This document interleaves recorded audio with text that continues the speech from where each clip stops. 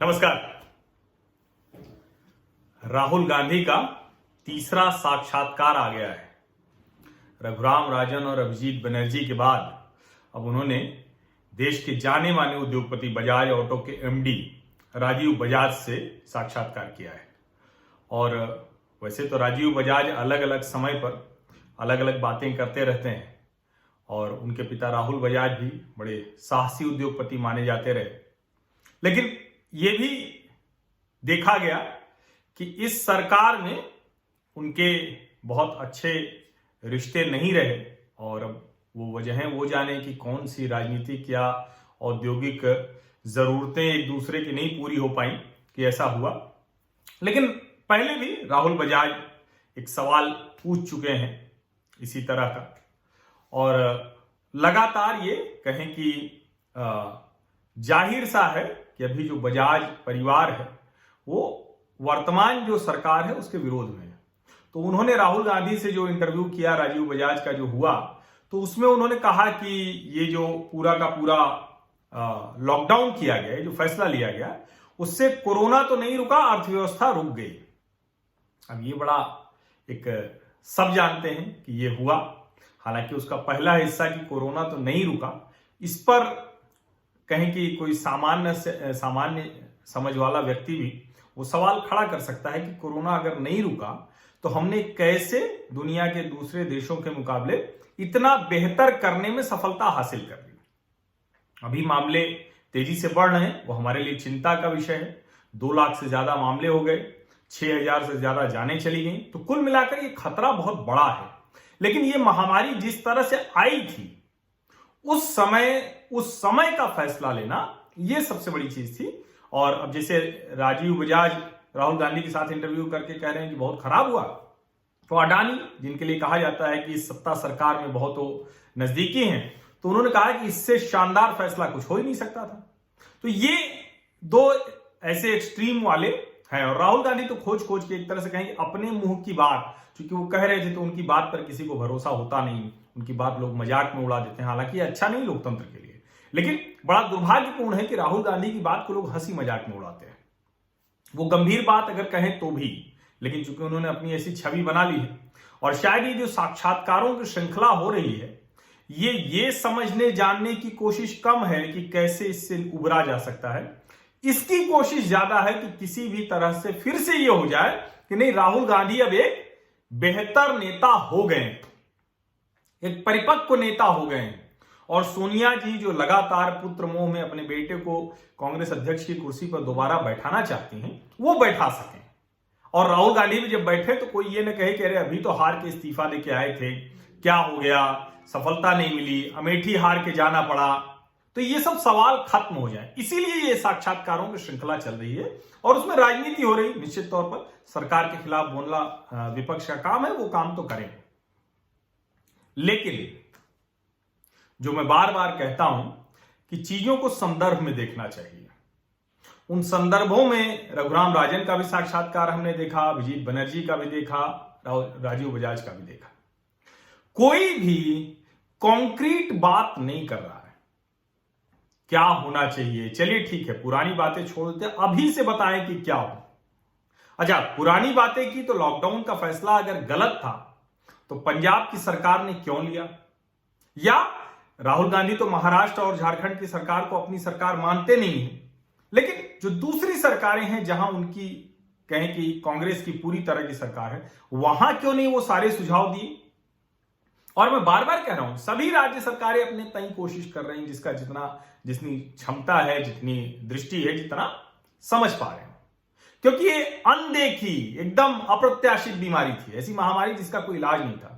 और इसीलिए मैं कह रहा हूं कि राजीव बजाज का वो इंटरव्यू बस इतनी बात भर लायक ही है, बल्कि ये भी ज्यादा बात मैंने कर दी।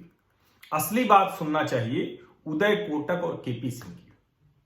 उदय कोटक अभी देश के सबसे बड़े उद्योग संगठन CII के अध्यक्ष बने, जाने माने उद्योगपति हैं।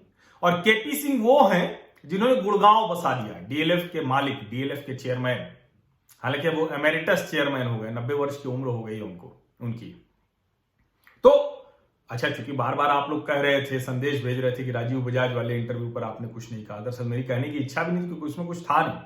लेकिन जब आप लोग बार बार कहे, और आज सुबह मैंने केपी सिंह और उदय कोटक का इंटरव्यू देखा, तो मुझे लगा कि ये बात करनी जरूरी है, ये आप लोगों को सुनना चाहिए। तो मैं कहूंगा कि उदय कोटक और केपी सिंह का पूरा साक्षात्कार आप लोग पढ़िए। हालांकि जो महत्वपूर्ण बिंदु हैं वो मैं आपके सामने रख दूंगा, क्योंकि राजीव बजाज के साक्षात्कार में तो कुछ ऐसा मुझे लगा नहीं, इस तरह का लगा नहीं कि वो बहुत वैसी बातचीत की जाए। और जो केपी सिंह का जो साक्षात्कार है वो अलग अलग अखबारों में छपा है, बड़ा इंटरव्यू है। और उदय कोटक चूंकि नए अध्यक्ष बने हैं तो उनका भी इंटरव्यू है। तो पहले उदय कोटक की बात कर लेते हैं, केपी सिंह की बाद में करें, क्योंकि उदय कोटक अभी इंडस्ट्री चैंबर के अगुआ है, खुद उद्योगपति हैं, अगुआ है, उनकी बात सुन लेते हैं। और केपी सिंह की बात में सुनिए, क्योंकि उसमें उन्होंने बहुत सी बातें की हैं, रॉबर्ट वाड्रा की बात की है, राजीव गांधी की बात की है, मोदी की बात की है, सरकारों की बात की है। उदय कोटक, अच्छा, उदय कोटक केपी सिंह को सुनने के बाद आपको समय बचता है, वो इच्छा बचती, तो आप सुनिए राजीव बजाज को, मुझे कोई दिक्कत नहीं है, वो भी सुन लीजिए, सुनना जानना तो चाहिए। और जो कहें कि उदय कोटक ने कहा है उसमें एक बड़ी महत्वपूर्ण बात है। वो महत्वपूर्ण बात क्या है कि उद्योगों को गांव तक पहुंचना होगा, जिससे शहरों पे बोझ कम हो और गांवों में चीजें सुधरें। यह सबसे महत्वपूर्ण बिंदु है उनके सुझाव का। हालांकि उन्होंने 10 सूत्री सुझाव दिया है, उस पर ध्यान देना चाहिए। श्रम सुधारों को उन्होंने ठीक करने की बात की है। क्यों? क्योंकि असंगठित क्षेत्र को संगठित क्षेत्र में बदला जाए। बार बार कहा जाता है कि असंगठित क्षेत्र में ज्यादा रोजगार है और फिर इसीलिए मार उन पर पड़ती है, तो रोके नहीं जा पाते हैं, उनको सोशल सिक्योरिटी नहीं है, उनको अलग अलग तरह की राहत नहीं मिलती है, तो वो बात वो कर रहे हैं। शिक्षा और स्वास्थ्य के क्षेत्र में खर्च बढ़ाना होगा, जिससे कि दोबारा ऐसी महामारी आए तो उससे बहुत आसानी से निपट सके।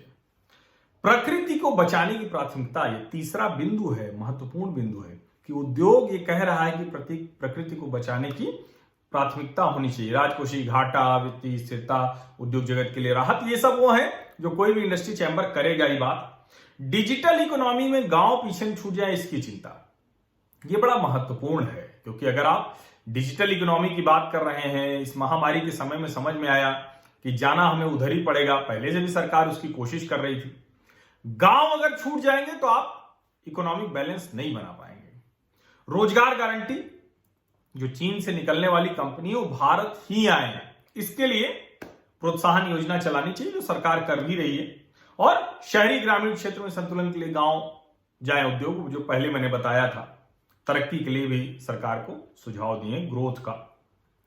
अब ये जो उन्होंने कहा है, इसमें एक और बात उनसे जब ये कहा गया कि जो कर्ज है उस पर ब्याज भी माफ किया जाए, तो उन्होंने कहा कि जमा पर अगर आप ब्याज लेते हैं तो कर्ज पर ब्याज माफी नहीं मांगनी चाहिए। ये बैंकर और ग्राहक के बीच में ठीक संवाद है, उद्योगपति के तौर पर ठीक है, लेकिन वो उद्योग संगठन के प्रमुख भी हैं। उद्योग चलता है लोगों की जरूरतों से, और मुझे लगता है कि हर हाल में जो ब्याज है उसको माफ किया जाना चाहिए।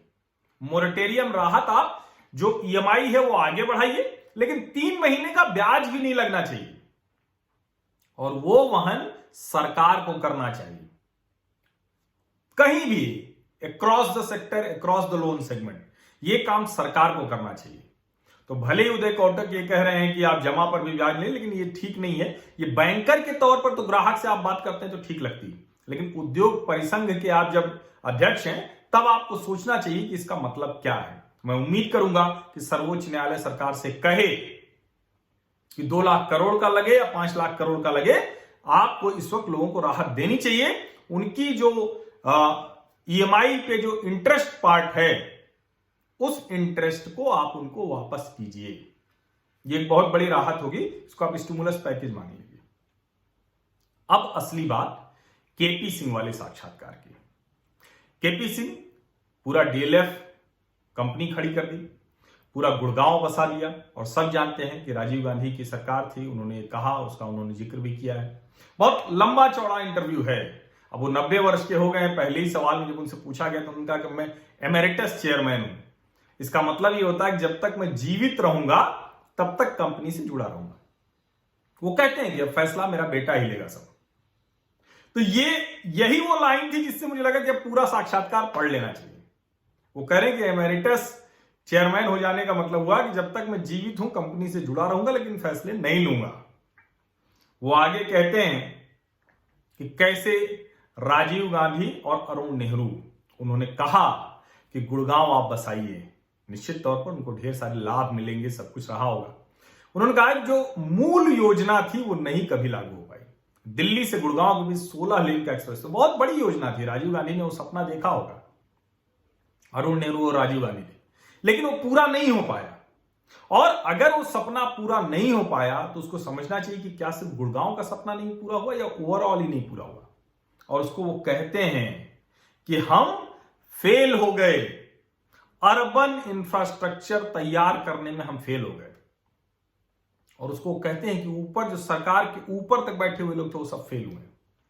और ये बात ध्यान से सुनने की है। मैं अक्सर अपने लाइव में ये बात कहता रहता हूं, खास करके रियल एस्टेट को लेकर।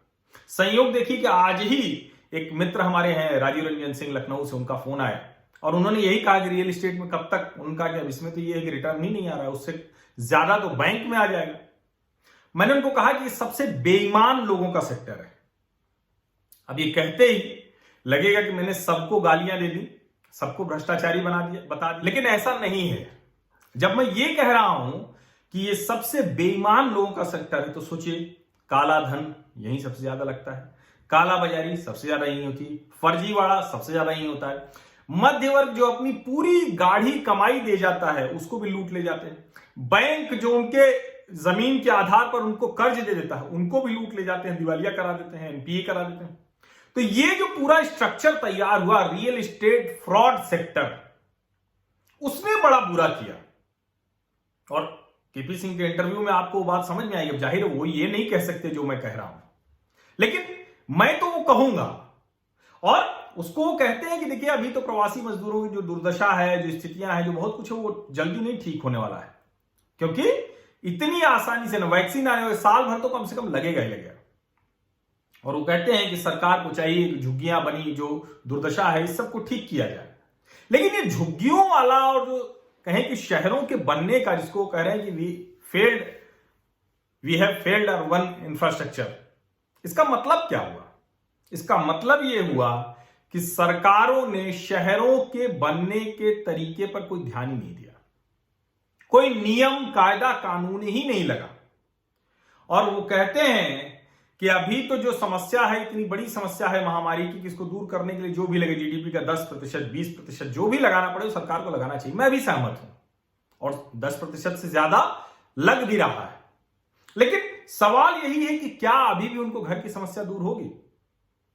अफोर्डेबल हाउसिंग पर वो कहते हैं कि इसमें हम बिल्कुल नहीं जाएंगे, सरकार का काम है। और सचमुच ये सरकारें चाहती तो हर शहर में, जो अभी इस आत्मनिर्भर भारत पैकेज में एक चीज है, अफोर्डेबल रेंटल हाउसिंग स्कीम, मुझे लगता है कि देश के हर शहर, औद्योगिक शहर में यह स्कीम होनी चाहिए थी, और हर सेगमेंट की होनी चाहिए थी।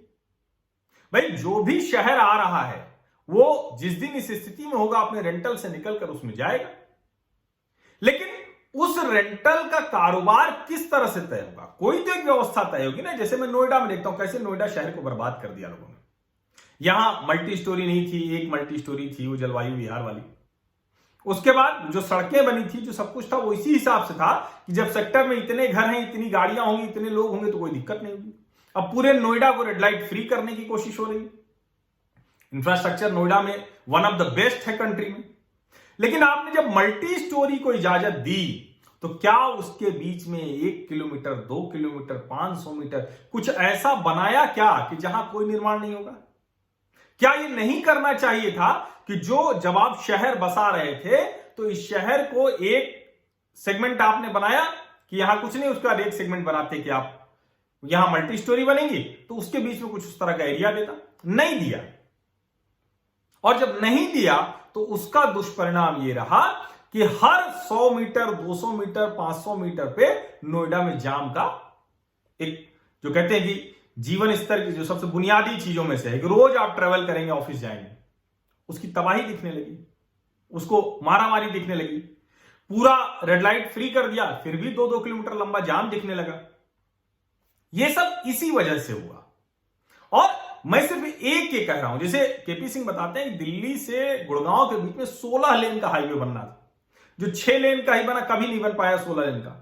अब उसको बनाया गया और उसमें बहुत सी चीजें अभी वो कितना पूरा है कितना नहीं, उस पर सवाल खड़े होते हैं। और इसीलिए जब गुड़गांव और दिल्ली के बीच में वो कतार दिखती तो लगता है कि सही में हमने शहरी इंफ्रास्ट्रक्चर पूरी तरह से हम फेल कर गए। ये केपी सिंह स्पष्ट कहते हैं कि इसमें जो ऊपर सरकार में बैठे लोग हैं, सबसे ऊपर, वो इसके दोषी हैं। और वो दोषी जो है ना, वो असली जो ये रियल एस्टेट के प्रोजेक्ट हैं वो दोषी हैं। कहीं भी कोई प्रोजेक्ट की इजाजत मिल गई, कहीं भी बिल्डिंग खड़ी करने लगे, बैनर टांगा और बिकने लगा। पूरा ग्रेटर नोएडा उसी का उदाहरण है, नोएडा एक्सटेंशन। ऐसे ही हर जगह उदाहरण है। लोग, और बड़े बिल्डरों से तो फिर भी वो समस्या बड़ी हो गई, ज्यादा बड़ी संख्या हो गई, सुप्रीम कोर्ट में मामला चला गया, लोग बच गए। ये एक एक टावर, दो दो टावर खड़े करके बनाने वाले लोग, इन्होंने जिनको लूटा वो तो आज तक बर्बाद है, उनकी कोई सुध लेने वाला भी नहीं। इसकी चिंता देश में कौन करेगा? और मुझे लगता है कि बिल्कुल बोल्ड डिसीजन लेना चाहिए सरकार को कि सभी ऐसे लोगों को राहत मिले जिन लोगों ने अपना पैसा डाल दिया है। अब वो ये सोच के थोड़ी ना फंस गया कि कंपनी भाग जाएगी, उनका बुरा हाल हो जाएगा। और केपी सिंह उस समस्या की तरफ बताते हैं। वो कहते हैं कि निजी क्षेत्र को जो जिम्मा दिया गया, चाहे सरकारें पहले रही हो या फिर निजी क्षेत्र, वो अपनी जवाबदेही नहीं कर पाए। और उसके लिए वो कहते हैं, वो ईश्वर का शुक्रिया अदा करते हैं कि मोदी सरकार रेरा लेकर आई। और वो कह रहे हैं कि मैं इसके लिए मोदी सरकार की प्रशंसा करूंगा। यह कानून 20 से 30 साल पहले आना चाहिए था। सच बात यह है कि जब आपने अर्बन इंफ्रास्ट्रक्चर डेवलपमेंट की तैयारी की, उसी समय ऐसा रियल एस्टेट रेगुलेशन का जो एक्ट था वो आना चाहिए था। उसी समय तय होना चाहिए था कि आप जमीन ले रहे हैं, घर बनाएंगे तो कितने समय में पूरा करके देंगे, एक प्रोजेक्ट से दूसरे प्रोजेक्ट के बीच की दूरी कितनी होगी। मल्टी स्टोरी बना दिया, एक सड़क के बाद दूसरी मल्टी स्टोरी। ऐसे कैसे? आप शहरी इंफ्रास्ट्रक्चर आप इसको कह कैसे सकते हैं? एक सड़क के चारों तरफ इंदिरापुरम उसका विभत्स उदाहरण है। अभी नोएडा एक्सटेंशन में भी ढेर सारे ऐसे उदाहरण हैं। कैसे आप कर सकते हैं? और केपी सिंह कह रहे हैं कि 20 से 30 साल पहले ये आना चाहिए था। मैं इसी की बात सुबह अपने मित्र से भी कर रहा था और मैंने कहा कि ये बर्बाद कर दिया रियल एस्टेट डेवलपमेंट ने, रियल एस्टेट डेवलपर्स ने। हालांकि केपी सिंह उसका जिम्मा सिर्फ छोटे बिल्डर्स पर डाल देते हैं, लेकिन बड़े बिल्डर्स ने तबाही मचाई। मैं जिसके प्रोजेक्ट में हूं, आम्रपाली के, ये इतना बड़ा फ्रॉड किया कि हजारों लोग परेशान हैं। ठीक है कि अब धीरे धीरे सब चीजें पटरी पर आ रही हैं, अभी लंबा समय लगेगा, लेकिन सब चीजें पटरी पर आ रही हैं। लेकिन सोचिए जो 1 टावर 2 टावर वाले छोटे प्रोजेक्ट थे, उनकी कौन सुध ले रहा है? कोई नहीं ले रहा है। अब बढ़िया है कि रेरा की वजह से कम जवाबदेही तो बनी है। अब कम से कम नहीं ऐसा कुछ होगा। और ये जो रेंटल हाउसिंग योजना है ना, अगर इसको ठीक से सरकारें लागू कर पाए, राज्य सरकार, निजी क्षेत्र, केंद्र सरकार मिलके, तो हर शहर में एक बहुत बढ़िया क्लस्टर डेवलप हो सकता है उनके लिए कि कितने लोग कहां आ रहे हैं, किस तरह की चीजें हैं। और अभी इन सब विपत्तियों में एनआरसी, एनपीआर या जो अभी जो महामारी के समय में मजदूरों का रजिस्ट्रेशन, इस सब ने सरकार को बहुत आंकड़ा दे दिया है। तैयार करें वो आंकड़ा कि कैसे कितने कितने जगह पर कितने कितने लोगों की जरूरत है, किस इंडस्ट्री में कितने लोगों की जरूरत है, उसके हिसाब से योजना बनाए। और जब एक समय, अब मैं आपको बताऊं कि पहले क्या था कि पहले यहां नोएडा में जब बनना शुरू हुआ तो सबके सब रेंट पे आए थे। पहले 1 मंजिल की इजाजत थी, 2 मंजिल हुई, अब 3 मंजिल तक की इजाजत है। और पता चला कि जो रेंट पे रहने वाले लोग थे उन सब ने अपना घर खरीद लिया, अपने के बाद दूसरा घर भी खरीद लिया। अब नोएडा में रेंट की रकम नहीं मिलती, आप किराए से कमाई नहीं कर सकते हैं। तो ये अव्यवस्थित उदाहरण है कि आपको रियल एस्टेट का अनुमान ही नहीं था।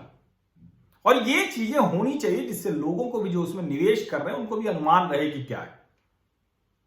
ये बहुत छोटी सी बात मैं बता। खैर, केपी सिंह अपने साक्षात्कार में बताते हैं कि राजीव गांधी ने सपना देखा था, शहरों को बनाने का सपना देखा था, और वो ना होते तो शायद इतनी तेजी से अर्बन इंफ्रास्ट्रक्चर नहीं तैयार होता। अब वो योजना कितनी चल पाई, कितनी गड़बड़ हुई, उस सबको खुद ही अपने वो इंटरव्यू में बता देते हैं। वो अभी कह रहे हैं कि नरेंद्र मोदी देश को दूसरी दिशा में ले जाने की कोशिश कर रहे हैं। अब वो कितना सफल होंगे असफल होंगे ये समय बताएगा, लेकिन वो कोशिश कर रहे हैं। और केपी सिंह कहते हैं कि मोदी के अंदर निर्णय लेने का साहस है, क्षमता है। वो कहते हैं कि प्रधानमंत्री के तौर पर वो सबसे बेहतर हैं। और वो ये भी कहते हैं कि मोदी ने इस महामारी से लड़ाई सबसे बेहतर तरीके से लड़ी है। लॉकडाउन का सही उपयोग किया गया, लोगों को जागरूक बनाया गया, सैनिटाइज किया गया, सैनिटाइजेशन किया गया, और अब अर्थव्यवस्था को खोलना बिल्कुल जरूरी है। बहुत सही समय पर यह फैसला हो रहा है। ये केपी सिंह कह रहे हैं, जिनकी रॉबर्ट वाड्रा की जमीन के मसले में अभी वो फंसे हुए हैं। और उनसे जब कहा गया कि आपके संबंध करें मेरे, तो बंसी लाल से, भजन लाल से, छोटे लाल से, राजीव गांधी से, अभी की सरकार से यानी जो खट्टर जी की, और मोदी सरकार में भी संबंध। उद्योगपति के संबंध ऐसे ही होते हैं। आप जो विषय हो, जो मुद्दा हो, उस पर उसको घेरना चाहिए। लेकिन उद्योगपति के संबंध सबसे होते हैं, और उद्योगपति के संबंध लाभ के होते हैं। जिसके काम के हो उसके लाभ के हैं। और केपी सिंह उस वाड्रा वाले मसले को साफ करते हुए कहते हैं कि तो कुछ नहीं है, जो जिस जगह वाड्रा की जमीन थी उससे अगर हम 200 करोड़ रुपए कमा रहे हैं तो 100 करोड़ रुपए देने में क्या है, हम तो और ज्यादा दे सकते थे। हालांकि इसमें थोड़ा फर्क है कि क्या वाड्रा को वो जमीन भी क्यों मिली, वो जमीन वाड्रा के पास थी कैसे, तो सवाल कई हैं। लेकिन उन्होंने जो कहा वो बिजनेस डील बताई, वो उसको जस्टिफाई करते हैं। और ओवरऑल वो कह रहे हैं कि रियल एस्टेट के लिए आगे अभी तो फिलहाल अच्छा समय नहीं है, क्योंकि महामारी ने सभी क्षेत्रों पर बुरा प्रभाव डाला है। लेकिन जिस तरह से मोदी काम कर रहे हैं उसमें चीन से पैसा भारत आएगा, कंपनियां भारत आएंगी, उनको ऑफिस स्पेस की जरूरत होगी। अभी तो वर्क फ्रॉम होम हो जाएगा, लेकिन कार्यालय का विकल्प नहीं होता है। जब कंपनियां आएंगी तो उनको ऑफिस स्पेस चाहिए होगा। तो ये वो कह रहे हैं, और वो कह रहे हैं कि चूंकि मोदी बहुत अच्छा कर रहे हैं, बहुत सलीके से काम कर रहे हैं, चाहे वो इस लड़ाई से लड़ना हो महामारी को या इंडस्ट्री के लिए। तो ये कुल मिला के था। तो मुझे लगा कि ये आपको जानना जरूरी था कि देश के वो उद्योगपति क्या कह रहे हैं, जिनके गांधी परिवार से बहुत निजी रिश्ते रहे हैं, लेकिन जिन्होंने सचमुच, इसमें कहीं कोई संदेह नहीं है कि लाख बुराइयों के बाद डीएलएफ ने गुड़गांव को बनाया है, तैयार किया है। और डीएलएफ में कम से कम जो उनके ग्राहक हैं वो फ्रॉड के मामले भी बहुत कम है, न्यूनतम। ऐसा नहीं कि नहीं होगा, नहीं तो कोई आ जाएगा कि मेरे साथ ये कर दिया और आपने ऐसे क्लीन चिट दे दी। मैं किसी को क्लीन चिट या आरोप लगाने वाला नहीं, लेकिन जो ओवरऑल दिखता है वैसा नहीं दिखता है। तो ये आपको संदर्भों में ये इंटरव्यू देखना चाहिए। राजीव बजाज भी संदर्भों के साथ बात करते तो बहुत अच्छा होता, लेकिन दुर्भाग्य से वही घिसा पिटा इंटरव्यू जो राहुल गांधी बोल बोल के घिसा चुके हैं, वो उनके मुंह से अविश्वसनीय हो गया है, गैर भरोसेमंद हो गया है। तो अब उसे राजीव बजाज के मुंह से वही बात कहलवा दी गई। ये साक्षात्कार कुछ नहीं थे, सिर्फ इसीलिए हैं ये जो इंटरव्यू की कड़ी चल रही है, साक्षात्कार श्रृंखला, कि किसी भी तरह से फिर से कांग्रेसी और उनके चाहने वाले मान लें कि राहुल गांधी ही कांग्रेस को लीड कर सकते हैं। ये पूरा मकसद है। इसलिए आपको ये मैंने कहा कि केपी सिंह और उदय कोटक के साक्षात्कार का भी पूरा जो विश्लेषण है वो मैं आपके साथ करूं। बहुत बहुत शुक्रिया, धन्यवाद। और चूंकि मैं ये लाइव बात करने वाला था, नेटवर्क ने गड़बड़ किया, इसलिए अभी ये दोबारा ये किया। और आपको लगता है कि ऐसी चर्चा होती रहनी चाहिए, ऐसी बातचीत होती रहनी चाहिए, आपको ठीक लगी है तो सब्सक्राइब कर लीजिए, नोटिफिकेशन वाली घंटी दबा दीजिए। और अगर आप चाहते हैं कि मैं आपको पहले से व्हाट्सएप पर भेज दूं तो मेरे ब्रॉडकास्ट लिस्ट से जुड़ने के लिए अपना नाम और कहां से हैं वो लिखकर भेज दीजिए। बहुत बहुत धन्यवाद।